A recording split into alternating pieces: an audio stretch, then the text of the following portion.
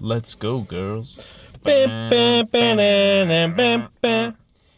best thing about being a best thing of waking up is Folgers in your cup. Yeah. Miss Monroe, it's time.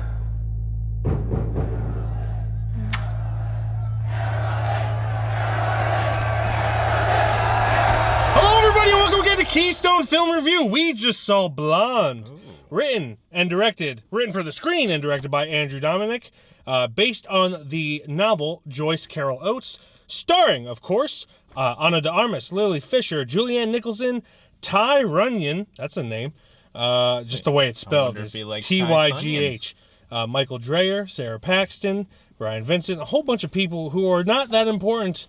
It's because No offense. no offense. I'm sure you're great. Garrett Dillahunt's in there.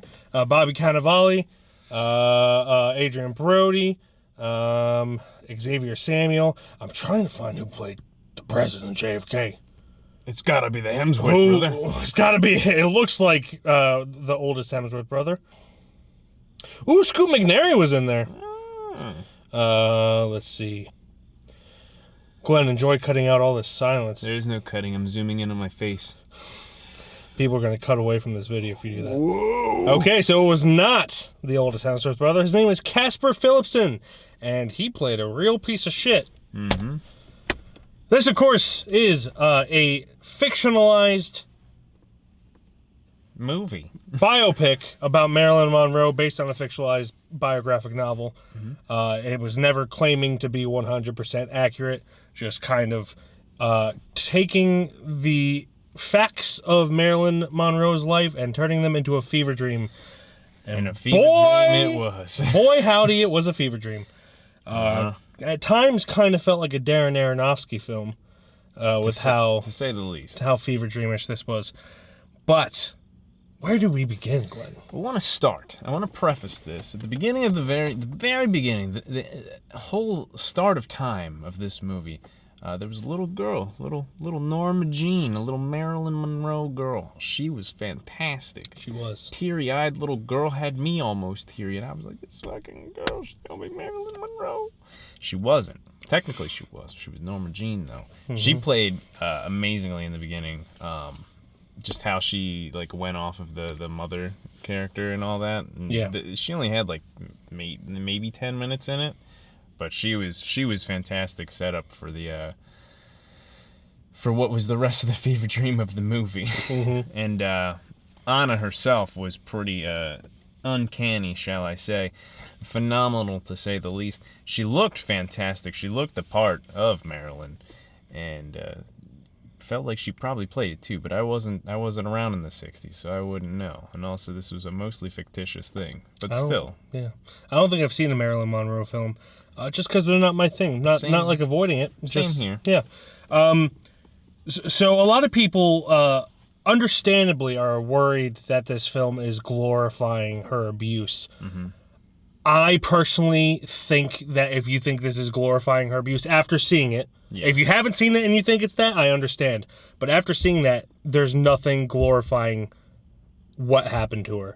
It's honestly a very heartbreaking film. It's more of showing you the traumatization of everything that happened. And what it did to her mental state. And I totally understand people's concerns about that. I personally think that Andrew Dominic and his crew and Ana de Armas did a really good job at showing it for what it was, with a style of glitz and glamour to show the time, but without glorifying it. You know, throughout the entire film,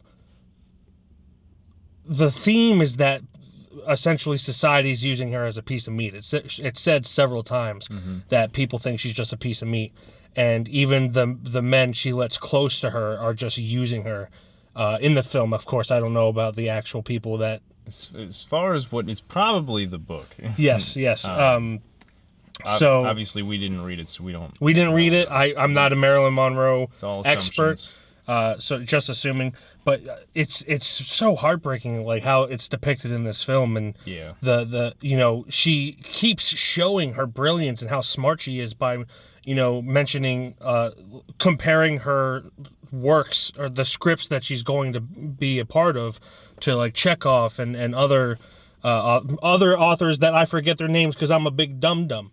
And whenever she mentions these people, like the people she's telling it to just laugh it off. She's scoffed at, and she's like, "Who told you that?" Because Yeah. obviously they know what they're talking about. There's no way you know what you're talking Yeah. about. You're just some blonde airhead. Yeah, and it was just very pretty and definitely not talented at all. You're just gorgeous looking, and that's about it.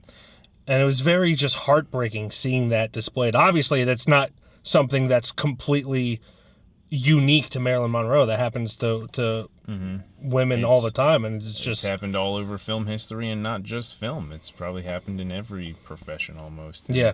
But this was just a porthole, looking glass of what we see in a lot of women's lives. Yeah.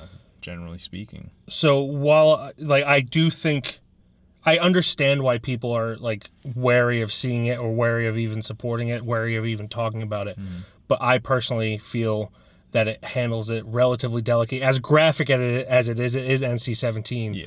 I feel like it would have been a disservice to not show it be graphic, because the graphic parts are not fun or sexy. They're very hard to look at. It's unapologetically erotic, not necessarily sexy, more erotic. You don't see things like, at least as far as the word erotic would go, but it's unapologetically erotic. It's kind of gruesome in many ways, traumatizing, and just like I said, it's just a looking glass of just how it all went. And I personally think not showing it, like making an R rating, it would have glorified it more. Yes, and because you really do want to look away when those things are happening, because it's not fun. Like I said, but Ana de Armas is fantastic in this.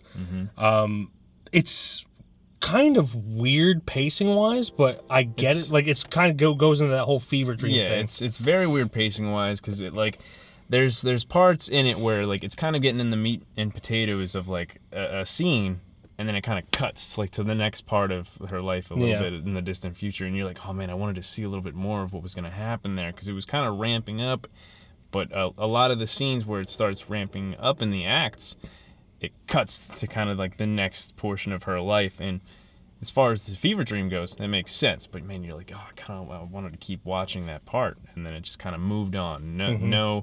No talks about what just happened or the past. It kind of moved on, just like her life most likely went. It just kept moving and moving, and she's moving on to the next thing. She's doing her next plays or movies or whatever. Just crazy lifestyle that she lived, and obviously she wanted to get away from it, but she couldn't help herself from getting stuck in it. It definitely makes you think, even if this wasn't a full 100% accuracy like of her life. A lot of it makes you think, not only just her, how many people live like this currently, even today, and not just that, the last 80 years or so. Just like kind of thinking back on, do I say his name? Harvey Weinstein and all that, all the all the actresses that had to deal with all that. Yeah. Marilyn, and Harvey Weinstein wasn't the only one either. Yeah, he was probably more or less the biggest one, really. Most famous, at least. Yes. It just makes you look at all these actresses, or anybody really, and just kind of like, damn, that's fucking wild. Yeah. And I don't really have other words to say. Like, I just have a loss of words for it. One thing I thought was very interesting is the entire thing is obviously about like the mental illness that comes with abuse and everything. The abuse her mother gave her, and pretty much everyone in her life abused her in some way. In the movie, again, it's a fictionalized biographic picture, just using small facts, but the entire time she's referring to Marilyn Monroe as a different person. And I thought that was very important for like the message of it, where like she was talking about like how Marilyn Monroe feels like a product, and she's not that product. She's just a persona. The face of that persona. and that is a very strict through line throughout. That it doesn't really waver. Like, yeah, she'll answer to Marilyn Monroe and everything, but at times, like, you know, when she's at her worst, as when Norma Jean is suffering, she's like begging Marilyn Monroe to come back, because it's a persona that is bubbly and happy. Yeah, and you'll see it like in the mirror when she looks in the mirror, in photos of herself. Like, she'll see that, like, that bright and shiny smile, and take her away from all the shit that she's kind of going through, and kind of phasing back into like the bubbly, oh, this is so happy right now, and then she'll fucking But I mean, I think the thing that is most important, of course, is, you know, people kind of ignoring her intelligence and her talent, because that's one thing. Even without knowing, I know just from hearing people talk about her, Marilyn Monroe was way more talented than people gave her credit, because she was typecast as like the dumb blonde. Yeah, and it's so heartbreaking to me, you know, anytime someone's full potential isn't seen by everyone else because they're shoehorned into a product. And you still see that today. I mean, luckily, I think actors have a little bit more freedom when it comes to what roles they take. Yeah. But like back then, like you were going to get blacklisted if you didn't do what people told you. And again, happens today still, but on a smaller scale. Yeah. But yeah, heartbreaking film, great performances. It might have just been because the seats were in, but felt a little long. I will say, I could not imagine watching this at home on Netflix. Yes. This was a very indie film. You get distracted very easily. You get distracted very easily. There's no way. I would have been sitting through this in one sitting. But because we were at the theater, like it is a much different experience. At home, probably wouldn't have watched the whole thing in definitely one sitting. Yeah. But this is definitely a movie kind of to see on the big screen. It's not for everybody, so I wouldn't necessarily recommend it for everybody. Even people that have like their qualms about it. I'm the If you don't want to see it for that, I respect that. Completely understandable. It's very hard to watch. But it was definitely probably a significant more experience seeing it on the screen than versus on a TV screen. Yeah. Especially half of the audience there was like 8 people. Half of them were, no offense, old as shit. That happens to me all the time because I always 10 p.m. we just left at 10:30 almost. I always go to see movies like that where I'm the youngest person, and I'm just used to it. I'm always the youngest person in certain theaters. Yeah. But yeah, ratings. I've seen 2 or 3 people give this a half a star, and I am confused on that. I could see not. I think it's people think it's going to be straightforward. Yeah, I could see not liking it, but still half a star. That's more critical than That's what I gave movies. The Lion King remake. That's more critical than I've seen on a lot of movies that are horseshit. This is genuinely good. It is hard in certain parts to watch. You chuckle at a little bit of parts too. Not that they're funny, just the funny that it kind of happened, like in the crowds when they were screaming Marilyn and the mouths are like, ah! Yeah. They've had huge fucking mouths. Definitely makes the audience the monster, which is another cool thing. It definitely made you think. It definitely was cool to look at as far as visuals went and the cinematography and all that. It transferred into black and white into color often. And aspect ratios, too. Mainly when it switched to Norma Jean to Marilyn is kind of a lot of when it happened. But half a star, that doesn't even make sense. I'm aiming 3.5, maybe 4, but I'm thinking 3.5 is solid. On that, it was really fucking good, but I cannot imagine seeing it at home in the slightest. Yeah, I think I would get distracted. I hate to say it, honestly, with just sitting next to you, I'm surprised that we're as close as we were. I don't know why. It felt like you weren't vibing with it. Yeah, really? I don't know why. Might have just been because I think it was almost a 3-hour movie, and I was like, yeah, I think that's it. And I'm a trained sitter. It was also when we're anywhere but Oaks, I feel weird because like I could just do whatever the fuck I want. I'm the only one in the theater. But this, I was like, if I move to the left, what are people going to think about me? These are cultured people. It wasn't my comfort zone anymore. Yeah, so I definitely need to think about it. I want to lean 4, but my heart is saying 3.5 right now. That could change.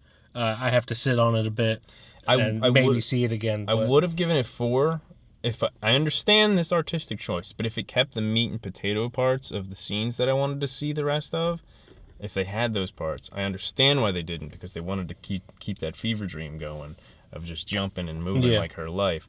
But I wanted to see those fucking parts of the movie because they would have been done so well. Because it just kind of cuts in the middle of like great performance. I'm like, oh fuck. And the sound is the most jarring part. Yeah. Also, the soundtrack is killer. Nick Cave and Warren Ellis. We didn't talk about that, but that is an absolutely stunner soundtrack. Yeah. They always make good soundtracks. They did the soundtrack for The Proposition, Assassination of Jesse James by the Kyle Robert Ford, also directed by Andrew Dominic. And that new Dahmer miniseries that's on Netflix. That everybody's love. I mean, I love Nick Cave. Not just because we share a birthday, but just because, No, I love his music. He did fantastic. This probably sounded the least like Nick Cave, in my opinion. In a good way. But yeah, I agree. But yeah, 3.5 for me, 3.5 for you. There we go. Possibly a 4 in the future. I need to sit on it and think about it and rewatch it possibly. But yes, go in expecting a fever dream, because you'll get it. Yeah, you'll get it. You'll understand a little bit. Yes. Maybe even do parts like acts. Sit in acts of it if you're going to be watching it at home. Yes. It is definitely a 3-parter type thing. Yeah. Yeah. Man, I feel like a woman. Let's go, boys. Girls.